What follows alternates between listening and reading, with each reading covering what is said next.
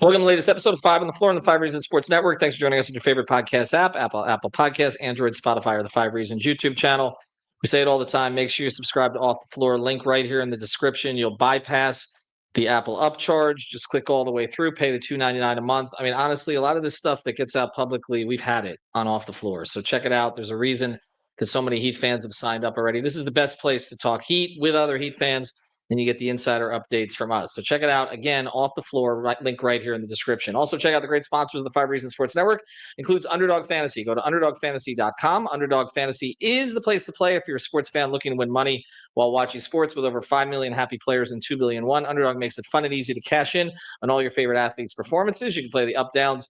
Yes, eventually, probably even on Jimmy Butler and on other players around the NBA and the other sports. So check it out. It's Underdog Fantasy. If you use the code 5, you can get up to $1,000 in bonus cash instantly. Again, that's FIVE, up to $1,000 in bonus cash instantly. Here's the deal, though. You must be at least 18 or 19 in Alabama and Nebraska, 19 in Colorado for some games, 21 in Massachusetts and Arizona, and president of the state where Underdog Fantasy operates. Terms apply, void in Colorado. Concerned with your play, call 1-800-GAMBLER or visit www.ncpgambling.org. And now, today's episode. Down to Biscayne. Yikes. 5 on the floor, ride for my dogs. Where here's the thing, you can check the score. Hustle hard, couple scars, wearing bubble frogs. Just like Butler said, you in trouble, y'all. Kept the floor playing, got it all banned. Y'all seen the block, stop with one hand. And Pat we trust. You sound scared. It's power, have the guts. We're here to bring the heat. Y'all can hang it up. Welcome to Five on the Floor, a daily insider show on the Miami Heat and the NBA, featuring Ethan Skolnick, Greg Sylvander, Alex Toledo, Brady Hawk, and others from the Five Reasons Sports Network. Also, make sure to subscribe to Off the Floor for the most heat anywhere.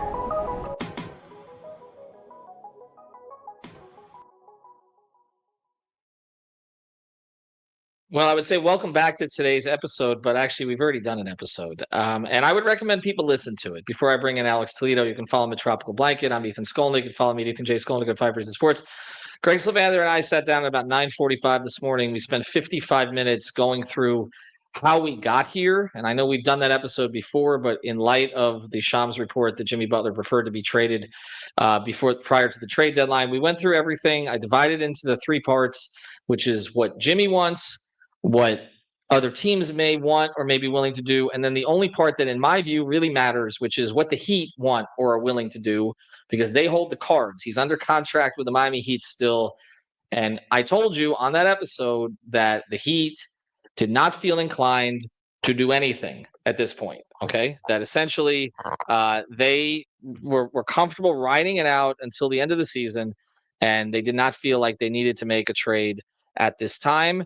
And right after the episode was released, I wish it had been a little bit later because it would have gotten more downloads. And I still recommend you listen to it because, if you want to understand why we're here, and we'll touch on it a little bit here, but why we're here, it'll give you a better idea. But right after it, literally, I got a hint that the Heat were going to put something out today because they're fed up. They're fed up with this entire situation. And Eric Spoelstra had to be asked about it, or not had to be. He was asked about it at shoot around, and it was pretty clear that he was fed up. And it's not just him, it's the entirety of the front office, the organization, the decision makers on this. My understanding is they were aligned on this, that something needed to be said publicly at this point, that apparently nobody's going to listen to the local reporters who actually communicate with some inside the Heat organization. They're only going to listen to the nationals at this stage. And so they felt like they needed to do it themselves. And so that's what Pat Riley did. So here's the statement. There have been a few statements from Pat over the years that have been interesting to some degree or another, like, say, telling Danny Ainge to shut the F up and manage his own team. That one came in New Orleans, of course, in the year 2013. I don't think this one will be up there with it. But it's pretty declarative. End quote. And this was released on Instagram, on Twitter, by email to reporters who cover the team and others. Statement from Pat Riley. We don't usually comment on rumors, but all this speculation has become a distraction to the team and is not fair to the players and coaches. Therefore, we will make it clear, long dash, we are not trading Jimmy Butler, period, end quote. I mean, we can believe Jimbo fan 612 from, Hialeah, or you can believe Pat Riley. I didn't mean to pick Hialeah. I'm sorry. I know you're from Hialeah, very close to me. I'm currently in the vicinity of someone who's from Hialeah, as you know. What do we do? Nothing. I just is the first thing that came to my mind. That's all. So anyway, I'm from I don't know, from Sunrise, from Pembroke Pines, from Davie, from Fort Lauderdale, from North Miami, from where do we want to say? From Hollywood, from Dania Beach. You can believe all of them, or you can believe the man who actually would make this decision, who's Pat Riley. And it's not just him, by the way. It's not just him. As I've said on Off the Floor on this podcast, this is a decision-making group. It includes Nick Arison, who does run the organization day to day. Mickey Arison, who even while he's running Carnival, is obviously still knows what's going on with this team. It includes obviously Eric Spoelstra as the head coach, certainly Andy Ellisberg as the general manager, and more. I always forget his current title. Adam Simon, Alonzo Mourning. There's a lot of people who have a say in all of this stuff. And the consensus was that something needed to be said publicly so that the team could continue to operate going forward, without this distraction hanging over them in the way that it was. Doesn't mean it's not going to be there. It doesn't mean they've resolved this contract situation, Alex. And we're going to talk about that here. That is all still there. That has been there since Pat Riley's comment in May that he was not going to extend Jimmy, which started all of this. That's still there. Okay. But they have felt all along that they could take this thing into the offseason and see what Jimmy does. If he opts out, they deal with it then. And again, that could mean him leaving and they get nothing but the flexibility under the aprons, etc. Doesn't mean they'll be able to sign a player of Jimmy's quality. There isn't really a player of Jimmy's quality that's going to be in free agency this year. But it does mean they'd have more flexibility than they've had, and that lack of flexibility has made it difficult to surround Jimmy with the type of players that he wants to be surrounded with. So that's an option. He can walk into someone's cap space, whether it be Brooklyn or someone else. Or he may not find a market for himself out there, and there could be a sign and trade option in which Miami would be able to recoup some kind of an asset, maybe a second-round pick, maybe expiring contracts, who knows, but they'd be able to recoup something in that sense. Or they could actually sit down at the table and do something that I know the Heat have been open to doing, which is let's talk about a contract. Maybe we go out an extra year, so it's not just the opt-out and you get 2 years, so replacing the 1 year and then one additional year at 58, so 2 for 113, and then but maybe we do 3 years total and you finish your career here. I know they were open to this. 3 years here and maybe it ends up being 125 million, some kind of a compromise figure where Jimmy gets paid, okay, but they don't feel like he's hamstringing them financially going forward, particularly, Alex, this is a key point that I want to get to you with you, particularly if he's as unavailable as he's been this year, which is what started all of this with Riley's comments about how they needed him to be more available. And right now he is going to miss, unless something changes and he suddenly gets a flight to Orlando, which I haven't heard is happening. He's going to miss his 8th game out of 28, which puts him on pace to play roughly 55 games this season. And they ain't going to pay $57 million a year for a guy who plays 55 games. They're just not. And so, again, circumstances, stomach illness, whatever it is, I heard he got IV fluids. He's kind of made Pat's point in that regard, and they wanted to wait until it played out at the end of the season. And that's where they're at. And the other option, of course, is Jimmy could opt in after all this. He could opt in if he doesn't see a market for himself. I don't think that's going to happen, but he could opt in and just take his money for next year and see what happens the year after. But I just want to make it clear, and again, I want to get your view on this, on whether or not this is the right decision. But I want to make it clear that this is not a new decision the Heat have come to. This is what they've been saying consistently behind the scenes. The fact that Pat had to come out and make a statement, which is unusual. He doesn't talk to us on a regular basis anymore, okay? His statements have been very infrequent. There was something where they lost that second-round pick because of the Lowry thing, the tampering. He's like, we don't agree with their decision, but we'll – something like that. Like, sometimes the statements are snarky, okay, and all the rest of this. But he doesn't make many. He made one about the officiating in the Big 3 series against the Pacers a few years ago or something like that because he felt like he needed to stick up for Spo. The fact that he needed to do this tells you what a freaking circus this has been.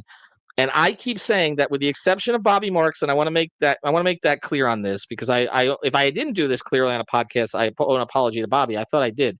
With the exception of Bobby Marks, no member of the national media has actually considered the Heat's perspective on any of this. None. That's why we've been trying to provide that. It doesn't mean that I necessarily agree with everything over Jimmy's perspective or that I know what Phoenix wants. I don't, okay? It just means that we were trying to present the one side of the story that nobody nationally was considering, which is the Miami Heat do not have to do anything here if they don't want to. And Bobby was the only guy nationally who said the Heat are in the driver's seat, even as he was considering all of these other options and defending Shams. So anyway, I just want to be clear on that. The rest of the national media dropped the ball on this, and this is why we always tell you it doesn't have to be us. Listen to the locals on this shit. Anyway, Alex, was this the right thing for Pat to do today? Oof. I'm gonna say it real quick, real early here. Tough question.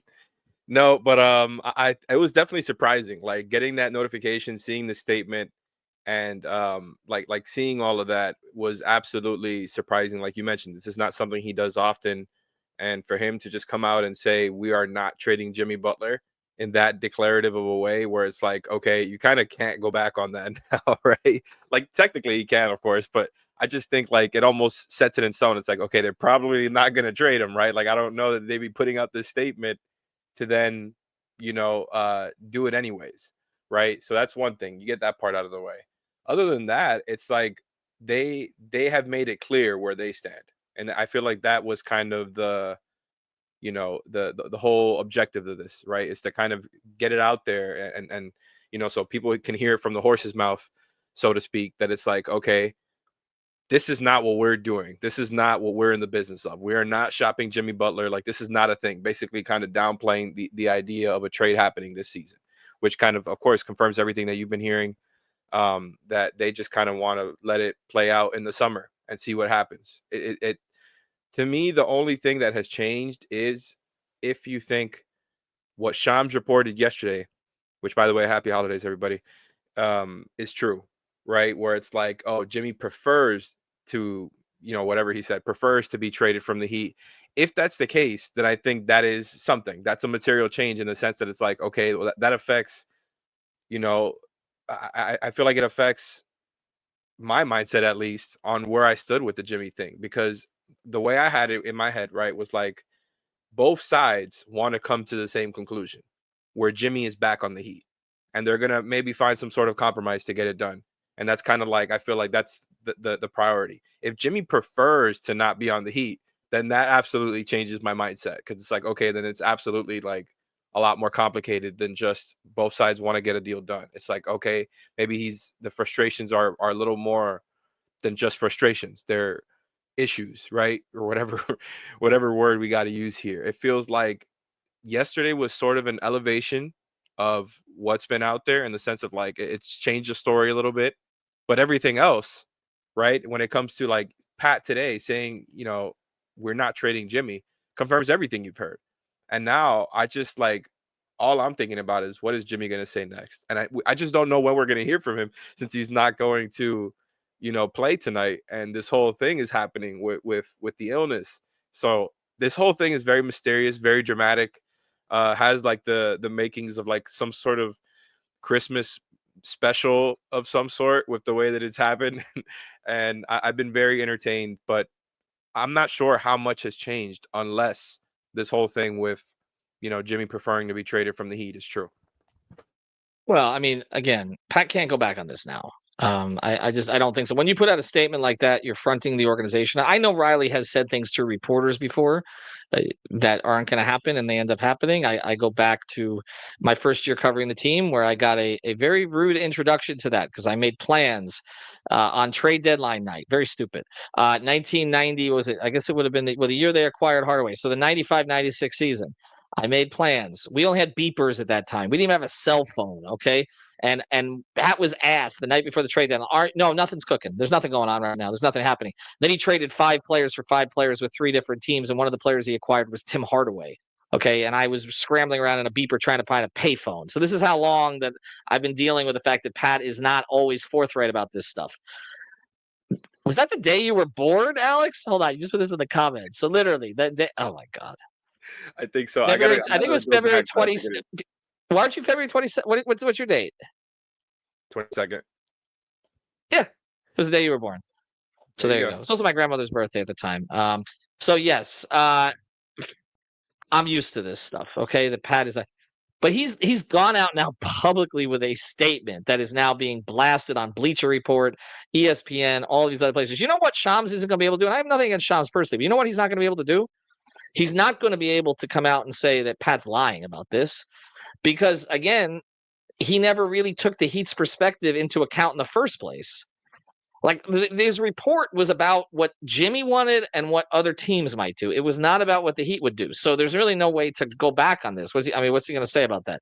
And as far as Jimmy's agent, I saw him tweeting today about how he's the day after Christmas, he's like putting stuff together on his floor where he didn't respond to this other statement. I can tell you the Heat don't, at least that I know of, don't have an issue with Jimmy's agent right now, or at least they don't believe that he's been directly spreading this stuff. Okay. Now, agents talk to people around the league, and then people around the league bring it back to reporters. So it's very possible that could have happened in this case, and that's been speculated to me by some. But I just know that the Heat had gotten fed up with all of this, and that Pat felt he needed to make a statement. And at this point, he can't trade Jimmy Butler before the deadline. I don't. Okay, I know the teams lie about stuff all the time. It's not just them, but this would be a pretty big one. Okay. Also, what he said is consistent with what us reporters have been hearing behind the scenes from the organization for a while, which means that we got lied to also by all of them. And I don't think that's really the case. That's not typically the way that they go about things either. So I don't think he's going to get traded before the deadline, which is what I felt before the statement. But now to me, it's cemented. The question then becomes what happens with Jimmy. And you said what he says. I don't care about what he says. I care about when he plays.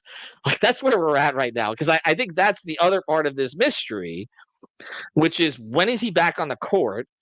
And then maybe an explanation of what exactly has been going on here. Because I can report that he's had IV fluids. I can tell you the fans don't believe it. The fans, that there's just too much coincidence here. There's too much smoke that he's irritated about something. I mean, you and I sat there on press row and watched him turn an ankle, and then all of a sudden he was out for an illness. And so this has been weird from the very beginning of it. I want to see when he plays. And they got a bunch of games coming up, and then how he plays. And I just keep coming back to this. If the Heat have now thrown the ball back in Jimmy's court and basically said, listen, we're not trading you. We're telling everybody we're not trading you. Let's say that's what's going on here. Okay. Let's say this is a leverage play with Jimmy. I'm not saying it is, but I'm saying if it is, then the next part of this is, okay, how far does Jimmy want to take this? And I keep making the point that Jimmy is undercutting himself if he becomes even a distraction here. Because so far, he's not the distraction that we know of. It's the media reports around him that are the distraction. If he becomes the distraction, if he chooses not to play, if he chooses not to report, if he, shows any kind of frustration publicly or quiet quits on the court or any of the stuff that we've seen lots of other guys do, by the way, not just Jimmy. Okay. We've seen lots of other guys do over the years.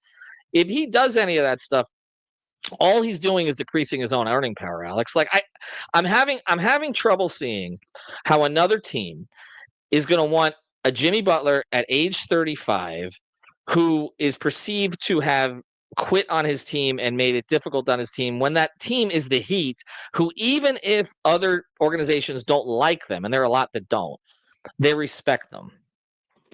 It's one thing to do it to Jimmy to do this at age 27 or 28 in Minnesota. It's another thing to that organization, what it was at the time prior to when Jimmy came in. They hadn't done any winning at all. It's different to do that than to do it to the Heat at age 35 when that organization, even if they didn't get you the players necessarily that got you over the top, that organization helped you in some way get to your only two finals and additionally another conference finals, that there was some symbiosis here in the relationship between the two of them. I mean, what do you see he could do now? Like, other than just play well? Like, I feel like that's the only tool in his arsenal to ultimately gets what he wants, which is more money. That's it. I know it's kind of a boring answer. It's not what everybody wants to hear. Like, everything else is so dramatic about it. But even if I am looking forward to hearing what he has to say, just from that aspect of it, it's like just the anticipation of, well, what is he going to say? I do expect it to be, very much on track with what he's already said this season, where it's like he's not worried about that. He's going to kind of make it sound like, that's not even on the back of his mind, right? Like it's up to his agent or whatever. He'll say some political version of that. And I don't mean that to sound like negative. I just mean like, I don't think he's going to do anything crazy. I don't think he's going to light a fire the next time he speaks to media. I think he's going to keep trying to play well. I think he's going to keep trying to help the team win. And that's about it. I think he's going to kind of play down the story a little bit and keep saying the same things about how much he loves his guys, how much he's focused on winning. That's what Jimmy has done in the past. That's what he's done this season. I'd be surprised if it changes now, especially, with Pat Riley, like cementing this where it's like, okay, I'm likely not going to be traded. Then like, well, one thing that, like, as I'm saying this now, that comes to mind is like the nugget from, I believe it was Anthony Chang's article yesterday, about how there was some frustration when the original December 10th report came out about the Heat and the trade offers, right? And all the the funny words being used just to say that they're open to listening to trade offers, whatever. There was a nugget in that Anthony Chang article saying that, like, there was frustration from the Heat side. I mean, from excuse me, from Jimmy's side, that the Heat Mhm. did not, like, immediately put that story down. So I wonder if that has anything to do at all I'm with it. glad you brought Like, that up. Pat is just like, I'm okay, here it is. This is it. This is the message, and that's it. I'm glad you brought that up, and I want to close there, and then we're going to introduce. We do something called Sponsor Corner here, and we wanted to get to this. Introduce our guy Nelson from c-armandstaffing.com, which we recorded a couple days ago before all this Jimmy stuff happened. But hang around, you'll enjoy that segment, I believe. But I'm glad you mentioned that because I didn't understand that nugget, and here's why. And this is not to disparage Anthony's reporting on it, because it's what he heard. I don't understand why Jimmy would have been upset about that, because if you look at the report that wasn't shot down, it was basically, it was Shams saying it wasn't about really what the Heat were doing, except that they were open to listening to offers. And if the other part of that, which by the way they should be, and they do that all the time with anybody pretty much, but it was the other part of the report was about how Jimmy's list of teams was Dallas. This was the report on December 10th. That was Dallas, Phoenix, and Golden State, right? Okay. Well, that was about what Jimmy will. Okay, so if Jimmy has a list of teams, if Shams was reporting that, which Shams is getting that from somewhere. I mean, somebody close to Jimmy, whether maybe it wasn't his agent because his agent went off on Shams of it, maybe it was somebody else. Friends like to talk. Okay, somebody. He was saying what Jimmy wanted. Well, if Jimmy was open to all those teams, like why would he be upset about the Heat not shooting down a report that they were open to listening? If Jimmy's end game was to get somewhere else, why would he be angry at the Heat for saying, okay, well, we're open to listening to offers that might get you somewhere else? I didn't understand that nugget. And I'll try to get to the bottom of it, but just on the face of it, it seems like being upset for the sake of being upset. There's one thing that Jimmy has a right to be upset about if he chooses to. All right. It's not about not getting him enough help, because we've gone through the Lowry thing and all that. I know fans are going to disagree with me about that, but they did go out and get him someone significant that he wanted, that didn't end up working out ultimately. I know it worked out for a little bit, but it didn't work out ultimately, and it did hamstring them in terms of doing other things. The one thing that he has a right to be upset about if he chooses to is that the Heat are not going to give him the extension he asked for. That's it. That's what it was in May. That's what it is now. Pat compounded it by criticizing him that day for some things that he was upset about. Anthony's report, referenced this thing about Pat commenting about the Boston, about Jimmy saying we would have beaten Boston if I'd been healthy, which I know was one of the things that angered Pat last year. Okay, that comment and also the emo Jimmy thing. So there's been this kind of simmering tension about all this, but it's all about one thing. The man wanted to get paid. He feels he deserves to get paid based on what he's done and what he can do in the future. The Heat were like, okay, we're going to pay you, but we're not ready to do that now. We want to see you play more. And now he hasn't played more. Now it's become a circus. They're annoyed by it. It's not making it easier for him to get what he ultimately wanted, Alex, which was his extension. But they're not going to be bullied or pressured by rumors or whispers or any of this stuff into making a trade. And that's what we told you. Whole other episodes we can do about whether or not they should. But I'm just telling you right now, that was their decision. And so I guess I didn't understand that part. And I'm glad you brought it up, because I don't know why he would be angry at the Heat for being open to doing what the rest of the report said Jimmy was interested in doing. The report literally says Jimmy's open to going somewhere else. So Pat was supposed to come out there and say, okay, well, he's open to going somewhere else, but we're not open to listening. At that point, no. At this point, yes. Okay, we're not trading him. So enough. The noise is too much. Am I wrong about my thinking on that? Because that's what struck me when I read that story in the Herald. No, I don't really disagree with anything you said there.